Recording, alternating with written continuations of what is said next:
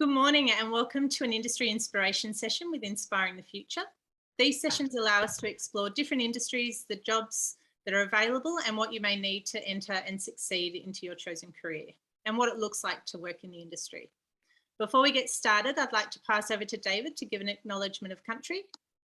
Thanks, David.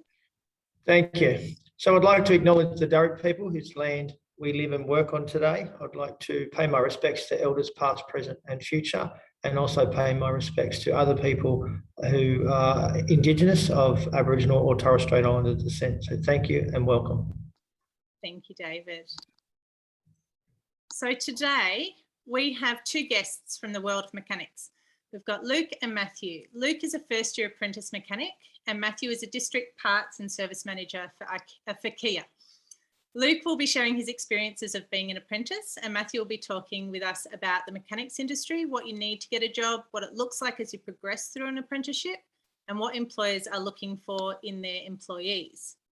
We'll have time at the end of the session, so you'll have the opportunity to ask Matthew questions about the industry, getting a job. So if you have any questions, write them down ready to ask or use the chat function along the way and I will ask the questions during the Q&A. If you do have a question during the Q&A, please use the raising hand emoji so I know that you have a question and we can ensure it gets asked. So to start today's session, we'll watch a pre-recorded video with Luke. Hi Luke, thanks for joining us for an industry inspiration session. It's great to have you here. Yeah. So what do you do for work? I'm an apprentice mechanic, just light vehicle, just work on cars. Excellent. So first year? First year, yeah. First year? Yeah. Excellent. What made you interested in becoming a motor mechanic? Well, pretty much I've always had a love for cars. Always watch movies and I've just always loved working on cars and researching cars and doing everything about cars. So just, yeah. Excellent. And I can see you've got a bit of a project behind us here. Yes, that's my 2000 XL Sprint Cup car that is currently getting built for racing. Excellent. Yeah. Mum and Dad okay about the racing bit? Not at all. No, they're not happy about that at all. Oh, okay. You've got to work on that. Yeah. Oh, excellent. So why do you think you got an apprenticeship? Why did your company pick you as their first year apprentice? Well, I did a bit of work experience on the second last holiday of my being at school in year 10. I just did some work experience on the holidays. I did it for free, just went in, gave them a hand around the workshop and they liked my attitude and how I worked and they said I had a good work ethic and I think in January this year they hired me as a first year and brought me onto the team. Excellent. Yeah. Did you do any casual work while you're at school? I did. I worked at Coles for a bit, just the supermarket, just stack shelves and pretty much just stack shelves. Yeah, that's what we really do at Coles. So, yeah. Yeah, excellent. So what do you enjoy about your job, your motor mechanic job? I just love getting in there every morning and working on cars and just doing odd jobs. Like it's just different every day. It's always a surprise on what you're working on and every car's different, so you learn so much about everything. So. Excellent. So describe a typical day. Like I know you're at TAFE one day, yeah, but a typical day when you're going into work. Okay, so I would normally get there maybe about 7 o'clock. We don't clock on at 7. We start at 7:30, but I tend to get there like half an hour early and like without getting paid. But I just get there and empty bins, sweep floors, just do all the quick apprentice jobs in the morning before getting cars in and start working on cars. Mm-hmm. Yeah, and then we'll pretty much work all the way to about lunchtime, which is around 1-2 o'clock. Yeah. And then work for the rest of the day until 5. Okay. So yeah. So yeah, you're getting there at 7 till 5, so it's a pretty long day. Long day, but yeah, it's good. It's good. Yeah, you're enjoying it. Yeah. Excellent. And a final message for young people that are looking for a career path or they've a stepping stone to their career. What tips would you give? I would definitely say do some work experience. Make sure you know what you're in for, and if you truly like what what you want to do. Never have your phone on you, because it's always just a big distraction. And just have a good work ethic. Don't sit around. Just always be working, asking what's next. But yeah, it's good to do work experience, because then you know for sure that that's the thing you want to do. And I knew even before I did work experience, but I guess work experience really just confirmed what I really wanted to do. So Yeah. Yeah. Excellent. Oh, that's great. Yeah. And it's great that you enjoy it so much. It is. Yeah. It's just every day is so different, and yeah, it's just interesting. Yeah. Great. So I hear that you have an Instagram account. We do for the Hyundai XL race car. So it's Wright Brothers Racing. If you're interested, we just do little videos and things just on the race car, and we're going to do other car stuff. So Car theme. Car themed sort of Instagram account. So Yeah, excellent. So Wright Brothers Racing. Yes. Wright with a W, WRIGHT, Yep. Brothers Racing. Yep. And you can follow Luke's progress with this Thanks, project. I know. Excellent. Yeah, Thanks for chatting that's with right, us today. Really appreciate It's all it. good. And awesome. Thank you. That was great to hear from Luke and his experiences with being a first-year apprentice and all of the different jobs that he gets to do, and see how his passion for motor vehicles has, driven him into this career. So we'll move on to having a chat with Mathew. So Mathew is the District's Parts and Service Manager for Kia. So firstly, Mathew, could you tell us a little bit about your current position and your company? Yeah, so I work for Kia Australia, obviously one of the growing car manufacturers in Australia and probably around the world. My current role as a District Parts and Service Manager, I have 13 dealers throughout New South Wales that I travel around to. Obviously make sure that things are working properly. They're doing obviously what we need to do, fixing cars, issue cars, as well as spare parts and accessories, making sure that they have all the stock that they need, and any issues that they're having with that type of thing. That's where I sort of help out and make sure everything runs smoothly. Awesome. So you deal a lot with a lot of different employers. What are you seeing the type of people that employers are looking for? So most mechanical businesses these days, they're looking for people that are, I guess, like some of the attributes that people look for is, like Luke said before, he turns up early. Not that he has to, but he wants to. He's always looking for something to do. If you find yourself with nothing to do, excuse me, pick up a broom, sweep the floors, empty the bins, ask what's next. So you always want to be proactive. You don't have to be the smartest person in the world, but you've got to have the passion to want to be there and be proactive is probably the main thing. Yeah. So that reliability of turning up on time. Absolutely. Being able to problem solve, where looking for jobs that you can do, all of those sorts of things. So that willingness to learn as well. Yes, definitely. Yeah. At the end of the day, the automotive industry is changing, and it's changing a lot very quickly. One thing that I guess people don't realise is the amount of technology that's going into cars these days, where it used to be the fact that you would send your car in for a service and it'd get an oil change and an oil filter and an air filter and a bit of a tune-up. Now, with vehicles getting more electric-driven cars, there's a lot more technology going into them. So there's a lot more, I guess, advancing. At the end of the day, the technology that's there, we're so close to having driverless cars that it's an exciting time to sort of get involved.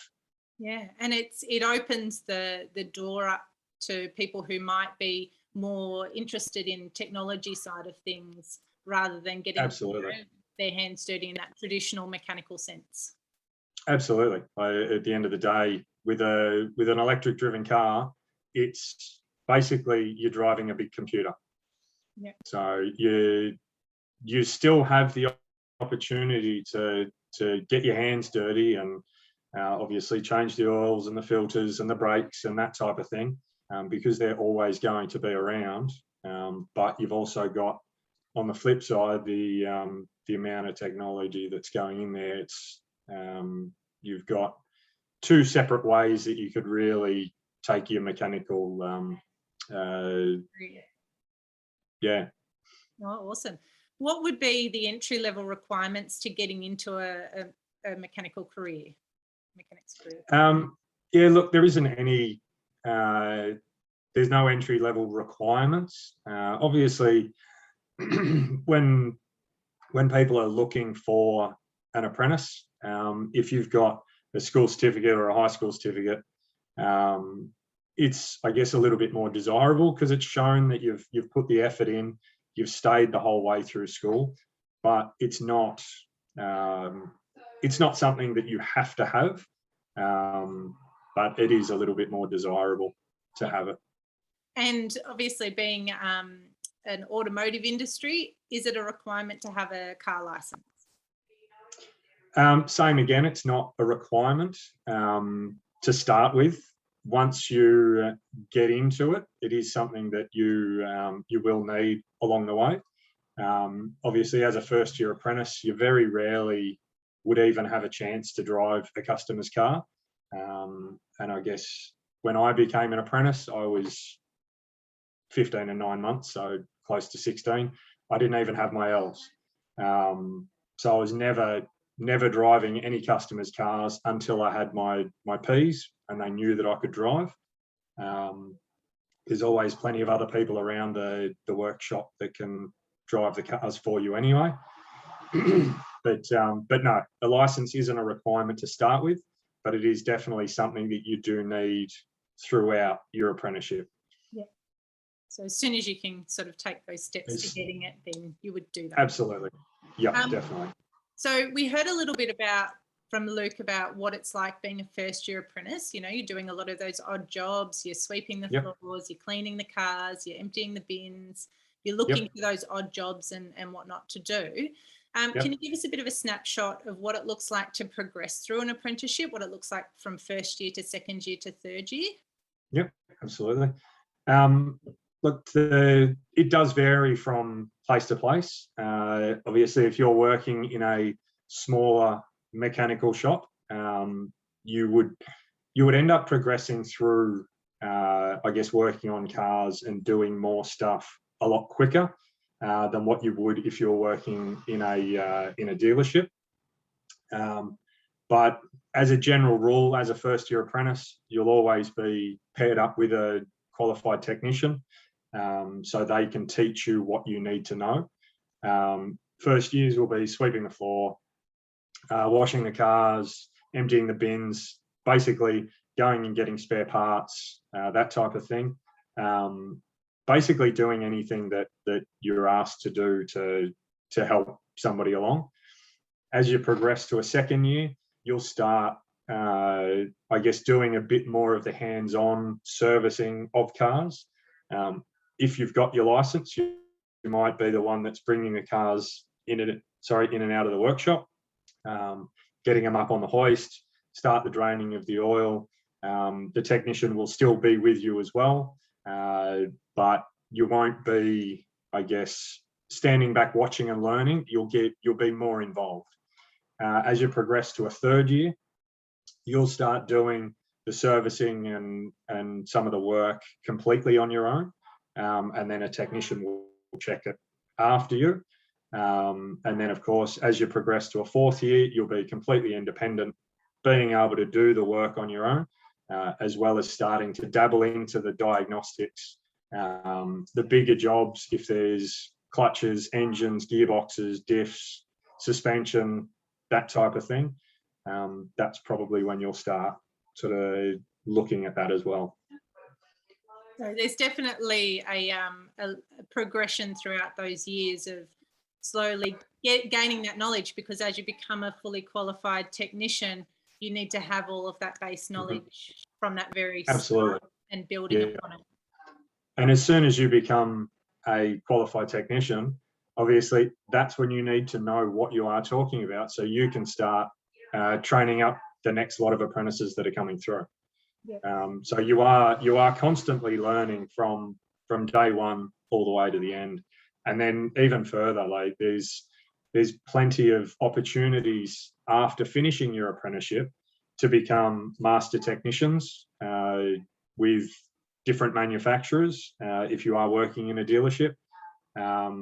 Obviously there's more TAFE courses that you can do.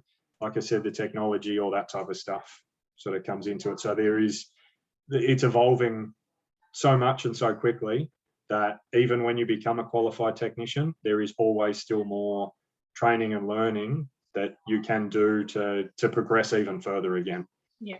And it sounds like there's quite a number of different career paths that can stream off being a qualified technician as well. Like you said, you can become the specialist technician. Yep. But you can also go into, if you're in a dealership, into the service advisor side of things, or working with a big company like yourself. So there's a lot of different avenues. You're not always, if your passion for being on the tools, wanes and you're not as interested in getting your hands dirty, there are opportunities to lead on from there. So it's a very good sort of start. Absolutely. Yeah, absolutely. And at the end of the day, there is more than just the opportunities within Australia. Like I actually lived and worked over in London for 1.5 years, working as a technician as well. So being able to get out and about, cars are the same no matter where you are in the world.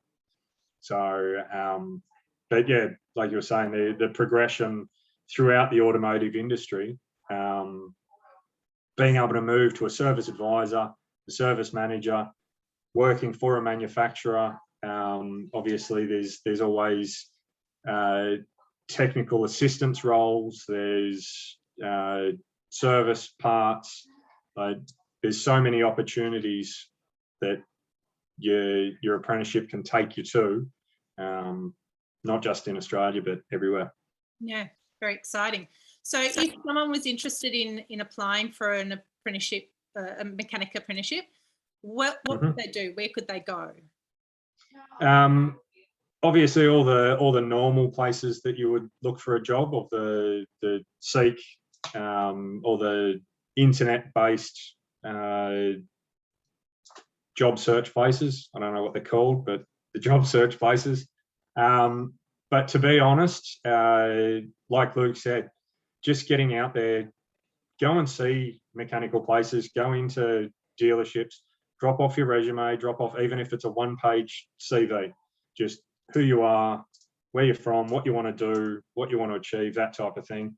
And even if they're not looking for somebody, at least go in there, hey, I'm looking for an apprenticeship. Like Luke did, he went and did some work experience as well.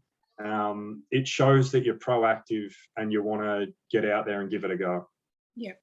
So just, get out there and show your face and put your name out there. And you never know where it might lead. Exactly. The amount of apprentices that I've employed over the years that have just walked in with a resume saying I'm looking for a job, I've got better apprentices that way than what I have getting them from the job sites. Yeah. Because they're more passionate about it and they're really putting themselves out there. Yeah, they're already showing those skills of putting themselves. Exactly. Yeah, and don't be afraid to, like, even if they're not looking for an apprentice, don't be afraid to go and drop your resume off. It's something that people don't do enough, especially in the mechanical industry. Just print off 50 of them, go around to all the dealerships, all the mechanical workshops, and you never know, you might end up with a few job offers out of it. Yeah. And obviously the industry is quite connected as well. So while one dealership might not be looking for someone, they might know someone who is looking for somebody. So word of mouth can travel that way as well. So it's always worthwhile getting your name out there. Do you have any other tips for someone finding and maintaining employment in the industry? Probably the biggest thing, and we've touched on it already, is being punctual. Obviously, on time or before you're supposed to clock on. Don't be afraid to stay a little bit later and just finish off those extra jobs. Don't hear the Bundy clock go, drop tools and run out the door. At the end of the day, there's a customer at the end that needs their car fixed, and if that means that you have to stay and help out a little bit longer, that's something that does happen often. So punctuality, willingness to learn, willingness to ask questions, and basically just, I guess, doing what needs to be done. You've got to have a passion for it. If you don't have a passion for it, you'll probably learn pretty quickly, and that's where the work experience side of things comes into it.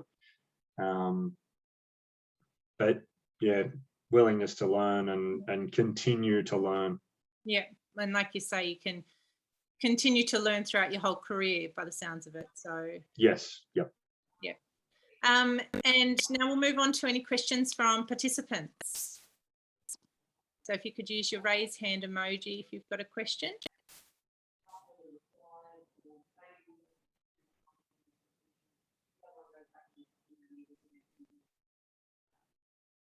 Isha.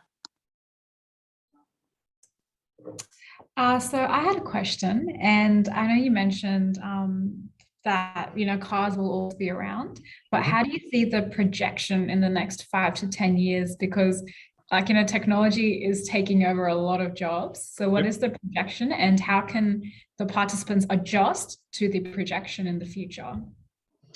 So I see the automotive industry changing very quickly. If you go back, probably even sort of 5 years was probably the first mainstream electric vehicle that really started to show its face. There has been others in the past, but I guess the mainstream sort of Tesla really starting to progress. With that in mind,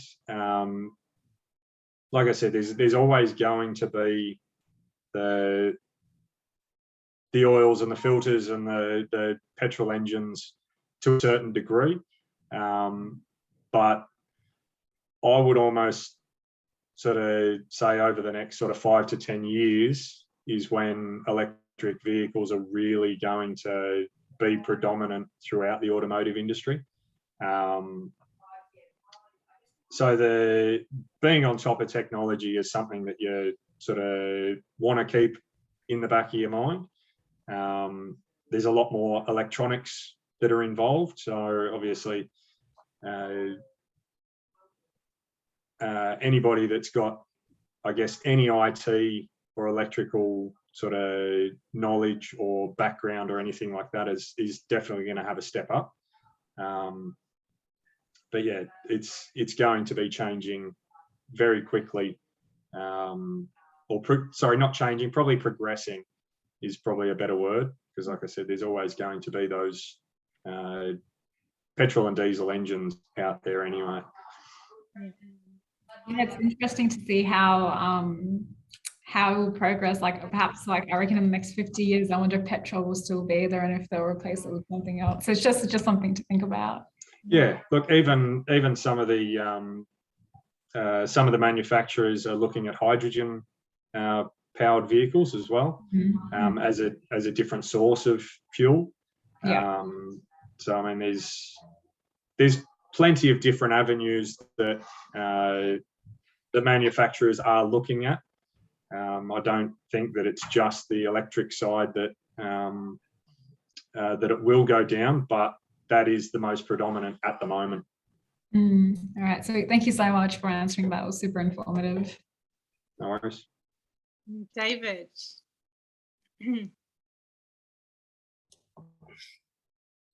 Just how would we inspire our young people to start taking a positive focus on the direction of their career?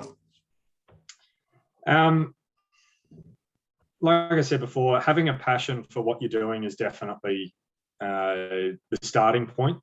At the end of the day, when I became a mechanic back in the day, I enjoyed it because I was working with my hands. I was able to use my brain and sort of nut out different ideas and sort of try and fix whatever issue I had. I guess inspiration comes in different ways for different people. Obviously, Luke absolutely loves what he does, and he's looking at getting into running his race car. Knowing that there's so much progression that can happen throughout the automotive industry and different ways of going about it is for if I was back in high school looking at becoming a technician, knowing that, like I said, I lived and worked in London for a year and a half as a technician. Like, I never would have thought that that's something I would have done. I never would have thought that I'd end up working for Kia, being the company that's growing so much at the moment. Looking into the future and just understanding what there is and what can be done, I guess, is probably the thing to look at when you're starting a career. You're not sort of pigeonholing yourself. There's the opportunities are endless. Yeah. Excellent. Thank you. Well, if we have any more questions, otherwise I will close it off. So it has been absolutely fantastic getting two different insights into the mechanics industry today. Thanks, Mathew, for your time. It's been great to hear about what employers are looking for in their employees and the progression that an apprenticeship can take you in the field. So I think, as I just said, the opportunities are endless and the progression within the industry is just, expanding so much and so rapidly at the moment. So it's a very exciting space to be in. So thank you everyone for joining us to hear more about this industry and what it looks like to gain employment and the career progression. Thank you.